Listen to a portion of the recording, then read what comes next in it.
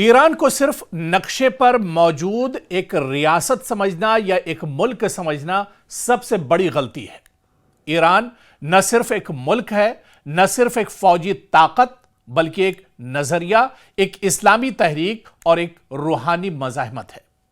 اور تاریخ گواہ ہے کہ نظریات کو نہ بم سے ختم کیا جا سکتا ہے اور نہ ہی میزائلوں سے اور نہ ہی پابندیوں سے۔ ایران کی بنیاد صرف زمین، سرحد یا اقتدار پر نہیں رکھی گئی، بلکہ اسلامی انقلاب 1979 کے بعد ایران ایک فکری اور روحانی راستے پر چل پڑا۔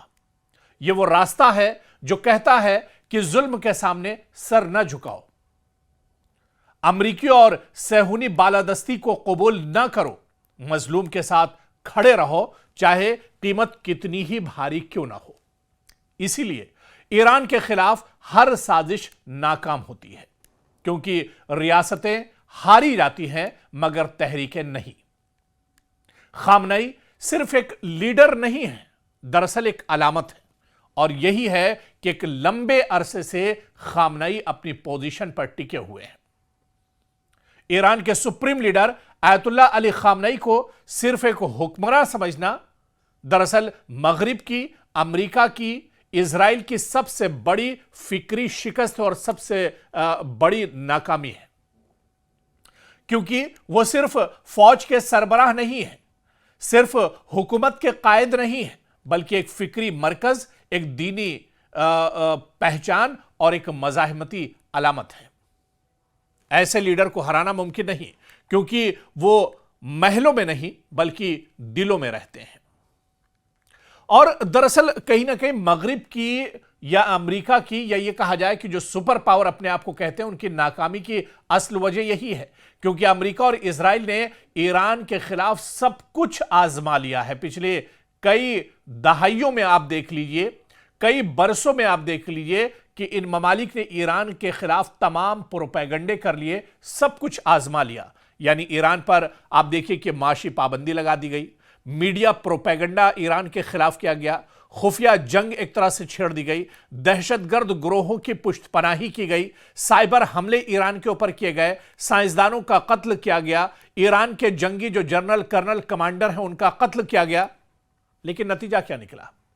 ایران آج بھی کھڑا ہے، پہلے سے زیادہ مضبوط ہے آج کا ایران، جس کے پاس ہائپر سونک میزائل ہے، جس کے پاس بیلسٹک میزائل ہے، جس کے پاس ایک ملک سے دوسرے ملک پر حملہ کرنے کے لیے مضبوط ڈرون ہے، کیونکہ صرف مغرب نے ایران کی روحانی طاقت کو کبھی سمجھا ہی نہیں۔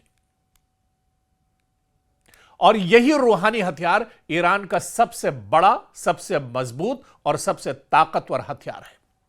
ایران کے پاس سب سے خطرناک چیز کوئی میزائل نہیں، بلکہ وہ چیز ہے جسے مغرب ناپ نہیں سکتا ہے، تول نہیں سکتا ہے، اور وہ ہے ایمان، شہادت کا فلسفہ، کربلا کی سوچ۔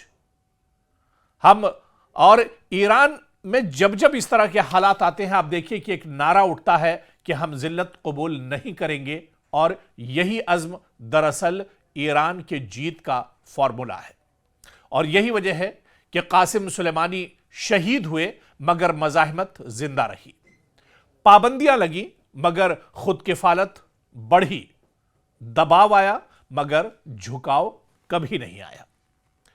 اور آپ دیکھیں کہ آج بھی ایران اکیلا نہیں ہے، آج بھی ایران کے ساتھ کئی بڑی طاقتیں ہیں، چاہے فلسطین کی بات کریں، لبنان کی بات کریں، یمن ہو، عراق ہو، شام ہو، یہ تمام طاقتیں ایک طرح سے ایران کے ساتھ کھڑی، بلکہ یہ کہا جائے کہ اب تو سیاسی منظرنامہ بہت حد تک بدل چکا ہے۔ دنیا کی کئی سپر پاور بھی آج ایران کے ساتھ ایک طرح سے اسے اور مضبوط کرنے کے لیے کھڑی ہے۔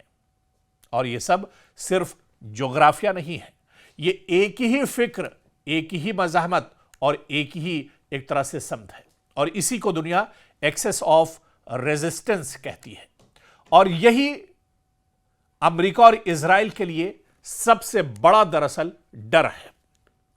ایران نے دہائیوں سے جھوٹے میڈیا بیانیے، جعلی بغاوتوں کی کوششیں، رجیم چینج کے خواب، سب کچھ دیکھ لیا، لیکن ہر بار ایرانی قوم ریاست کے ساتھ کھڑی رہی، کیونکہ یہ صرف حکومت نہیں، یہ ان کی شناخت، ان کا وقار اور ان کا عقیدہ ہے کہ ایران کو شکست دینا ایک طرح سے ممکن نہیں بلکہ ناممکن ہے، کیونکہ ایران ایک نظریہ ہے، کیونکہ نظریات بموں سے نہیں مرتے، کیونکہ ایمان کو پابندیوں سے ختم نہیں کیا جا سکتا، کیونکہ شہادت کا راستہ ڈرانے سے بند نہیں ہوتا، کیونکہ روحانی طاقت سپر پاور سے بڑی ہوتی ہے۔ اور اسی لیے امریکہ اور اسرائیل کی ناپاک کوششیں ہمیشہ ناکام ہوتی رہی ہیں اور ناکام ہوتی رہیں گی، کیونکہ کربلا سے تہران تک مزاحمت کی سوچ آج بھی زندہ ہے۔